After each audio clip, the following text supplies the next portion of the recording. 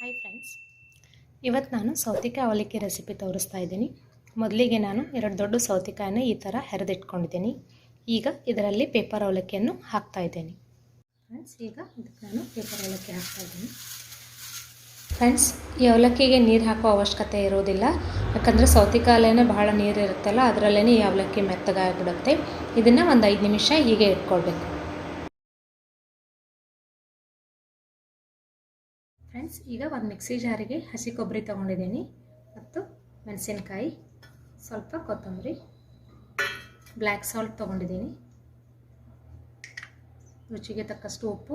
ನಾನಿಲ್ಲಿ ಸೆದರ್ ಲವಣ ಉಪ್ಪು ಹಾಕ್ತಾ ಇದ್ದೀನಿ, ಸ್ವಲ್ಪ ಇಂಗು. ಇದು ಉಪವಾಸಕ್ಕೆ ದಿಢೀರಂತ ಮಾಡುವಂಥ ಅವಲಕ್ಕಿ, ಒಗ್ಗರಣೆ ಏನು ಬೇಕಾಗಿಲ್ಲ ಇದಕ್ಕೆ. ಈಗ ಲಿಂಬೆನ ಹಾಕ್ತಾ ಇದ್ದೀನಿ. ಉಪ್ಪು ಖಾರ ನಿಮ್ಗೆ ರುಚಿಗೆ ತಕ್ಕಷ್ಟು ನೋಡಿ ಹಾಕ್ಕೊಳ್ಬಹುದು. ಇದನ್ನು ಮಿಕ್ಸಿನಲ್ಲಿ ಹಾಕ್ಕೊಳ್ತಾ ಇದ್ದೀನಿ. ಈಗ ಕೊಬ್ಬರಿನ ಇದರಲ್ಲಿ ಮಿಕ್ಸ್ ಮಾಡ್ತಾ ಇದ್ದೀನಿ. ಸ್ವಲ್ಪ ಸಕ್ಕರೆ ಹಾಕ್ತಾ ಇದ್ದೀನಿ ಮತ್ತು ಸಣ್ಣಗೆ ಕಟ್ ಮಾಡಿ ಇಟ್ಕೊಂಡಿರುವಂಥ ಕೊತ್ತಂಬರಿಯನ್ನು ಹಾಕ್ತಾ ಇದ್ದೀನಿ. ಸರಿಯಾಗಿ ಕಲಿಸ್ಬೇಕು.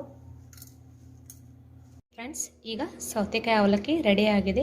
5 ನಿಮಿಷದಲ್ಲಿ ಬೇಗ ಮಾಡುವಂಥ ಅವಲಕ್ಕಿ ಇದು. ನೀವು ಟ್ರೈ ಮಾಡಿ ನೋಡಿ ಫ್ರೆಂಡ್ಸ್. Thank you friends.